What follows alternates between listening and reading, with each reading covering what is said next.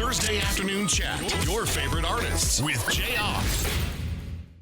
Ladies and gentlemen, boys and girls, children of all ages, will you please put your paws together unless you're driving for my dear friend, Zach Williams. Hello, hello. What's up, man? I want to start by saying congratulations. New album came out on Friday. Thank you. Big congrats. What's this, 3?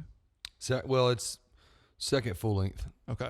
Let me lead off with this one, Zach. I was in a worship service in Nashville a while back, and the lead male on stage looked just like you. And in that moment, I thought of this question, that when you're in church and a worship band breaks into a song that you wrote, is there any chance in the world you can focus and have an intimate moment, or are you too tied to the song? That's I usually don't even try to sing to it. Okay. I just stand there. Yeah, because it's weird. It's actually happened a couple times, going to different churches here and have them do my song, and it's like, do you sing it and look like the guy that everybody's going, oh yeah, sure, this cool is guy, so good. Yeah, you wrote it, yeah, or do you, so I just kind of like, because people that know, they're like, oh, that's Zach Williams over there, and when the song comes on, they're going to be watching you going, yeah, what an arrogant guy. Exactly, that's what I don't want to think. So I usually just kind of stand there.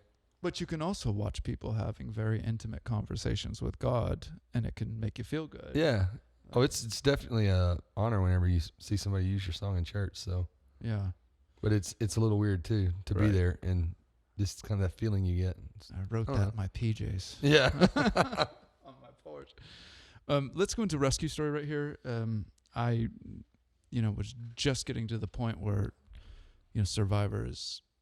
You've had this nice little string where you come out with a song that is my favorite Zach Williams song that beats the one before. Cool. Because Survivor to me was just, I loved it. It's, it became my new favorite Zach Williams song. But Fear is a Liar had the same season for me. Nice. But Rescue Story is doing the same thing right now. It's kind of pushing Survivor off the table for me. But I haven't had you talk about Rescue Story yet. Can we just drop into a DNA of that? Yeah. I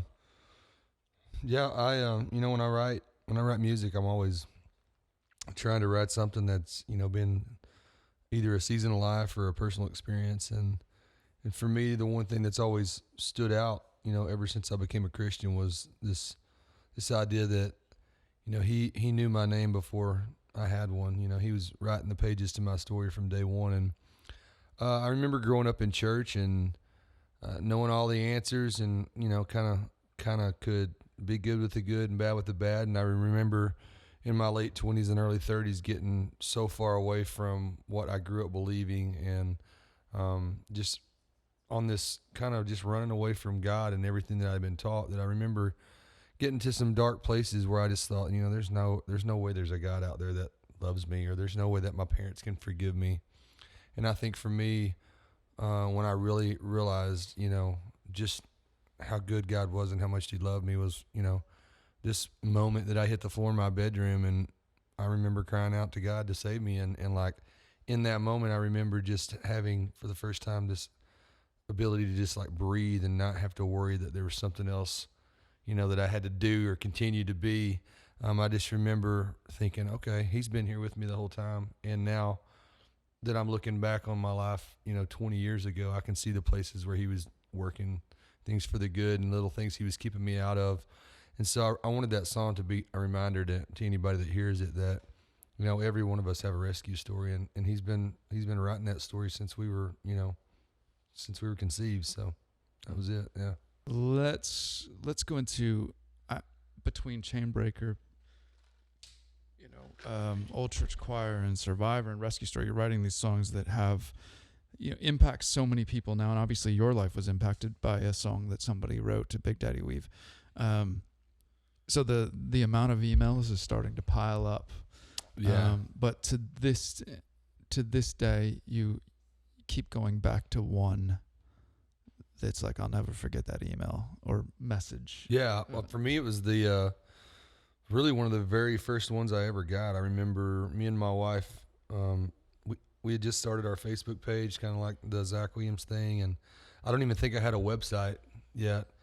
And Chainbreaker had just gone to radio. I didn't even know how many stations had picked it up and started playing it. And me and my wife had kind of talked, we're going to try to answer all these, Facebook messages that we get and emails. And I remember sitting in bed one night, and we were still living in Arkansas. We hadn't made the move to Tennessee yet, and we were just kind of going through messages, and there was a message from a young girl, maybe 15, 16 years old, that basically was writing to tell me that she had pretty much planned out how she was going to kill herself that afternoon. And for some reason, she started scanning her radio stations and heard the song called Chainbreaker, tried to find out who I was on the internet, and really couldn't find anything about me other than this old band I'd been in, but wanted to let me know that like that song stopped her from going through with it. And I just remember me and my wife were sitting in our bed like bawling, and I was like, good Lord, like is this what these songs are doing already? And but it was just a nice, like, it was just so cool to know that God was using that song already, just exactly how I intended for it to be used. And we've continued to get emails like that for the last 3 years, which is it's pretty crazy. I just want to ask you, one artist on our playlist, the typical, whatever format we want to call this. Yeah. But you know who they are. They're sort of associates. You do tours with these people. Yeah.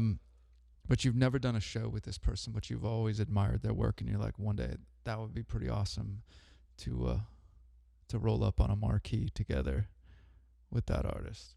We've never done a tour with.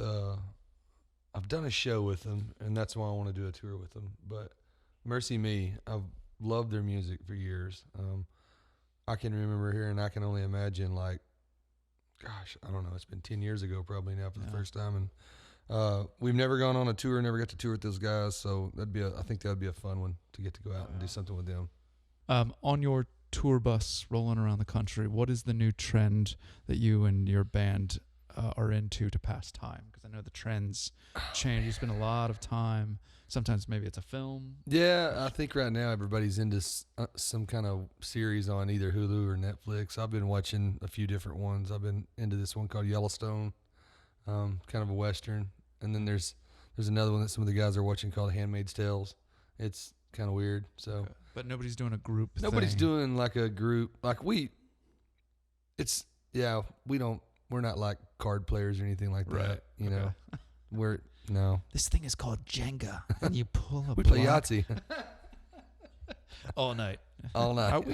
Are we in Mississippi already? No, usually by the time the bus rolls, we're all ready to go to bed. Yeah. Let's do the one stereotypical, and I know you've been in a band for years and years before you even started playing songs for us, but the one stereotypical band thing you swore you'd never do that. If I got my own career, whether it's cover of an album or it's some sort of a tour. Picture on a railroad tracks. it's that picture. Where you're Don't looking do that. at the Where camera. you're holding your guitar, standing on a railroad track. Maybe there's a bridge behind you or something, trying to look cool. Yeah. Just go ahead and don't do that. And you're looking at the camera, but the other band members are staring. Or they're staring at something. Yeah, it's like, hey, look at that rock. Yeah. But how did that ever become a thing? I I'm don't like, know. man, that's cool. It was. Yeah, I don't know who we saw. It's probably like Mr. Big or somebody. We saw an album cover and decided we should do that. Some legend did it probably forever ago, and everybody tried to emulate. Yeah. You look at the camera because you're the singer, so obviously you guys aren't important enough. So the lead singer with Mystique. Yeah. You have to have that. The other guys are just deep in thought. That's funny. Yeah. Yeah. So, just a word of advice: no railroad picks. Zach, I cannot do an interview with you without talking about food. Mm-hmm. And this is a very deep question. What is the greatest duo or pair in the history of food? The two things, you can go simple from your childhood, peanut butter and jelly, or just they were born to be married together. Or you can go with your culinary experience, some kind of thing we don't even know about, garlic and blah, blah, blah. But what is the greatest who's the guy? Laurel and Hardy. Yeah. Who's on first? Who's the who's on first? Yeah. Place? They're just born to be together. That's a tough question. Oh man. It doesn't get much better than like really good French bread with like garlic butter or something, but I'm not thinking if that's like the best thing, best duo. But chocolate chips and milk is also Oh, legendary. Oreos status. and milk. Ooh, yeah. Had some of that last night. Oh, nice. That's a good one. Yeah. I don't know, man. This is an even deeper question. I'm gonna go with Oreos and milk. So after you dip Oreos in milk and it gets soggy and then melts in your mouth Yeah. when you put it in, and you know chunks of Oreo fall to the bottom. Yeah. Is that a waste, or do you chug? And No, get I 'em don't. back? I honestly don't drink milk. So Oh, okay. yeah, I quit doing that when I was a baby. Dunking. It's like riding bikes. You ride bikes? No, Yeah. I quit that when I became an adult. It's funny. I read an article one day. Like literally, humans are the only people that continue to drink milk after they're infants. Every other species out there You're blowing my doesn't mind. do that. That's So- mind blowing to me right now. I've never thought that. Yeah, we're the only ones. Yeah.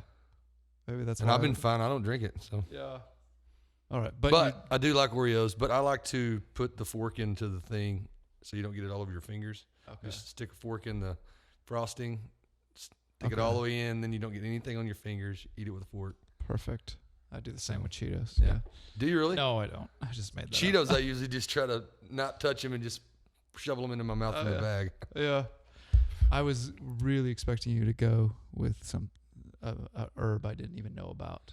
Oh no, yeah, you put me on the spot. I couldn't think of Yeah. anything. Like I And- could have said steak and shrimp or surf and turf or something. I guess something way better than Yeah. Oreos and milk. But Well, you went with something the common man can relate Yeah. with, so thank you. yeah, you're welcome. We got something special we're going to do that we've been ending all the interviews. But I just want to first get our goodbyes out of the way. Don't forget, everybody can go get the new Zach Williams album. This is full-length album number 2, Number 2. which has Rescue Story on it. It came out just this past Friday. You can go check out all places you buy music. But thank you for the time. I appreciate it, Thank you. as always. We're going to end with something called Tickling the Ivories, where we recognize that just because you're on the radio doesn't mean you can play piano. Yeah. So for some have given us chopsticks because they don't know how to play piano. Okay. We've had other artists that have done Chopin. Okay. So with Zach Williams, we don't know what we're going to get. We know you can play a mean guitar, but let's see, with 30 seconds on the clock, whatever you want to give us. All right. All right, let's go mic up here. This is Tickling the Ivories with Zach Williams, Volume 1. For the record, Zach, do you play piano? No, you're about to find out. 30 seconds on the clock, All right. whatever you'd like to give us.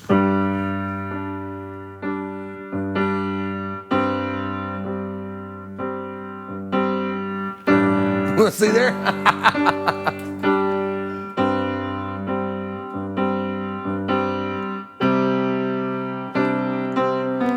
That's about 15 seconds is about all you're getting from me. That was Survivor, believe it That or was not. that was Jesse's girl.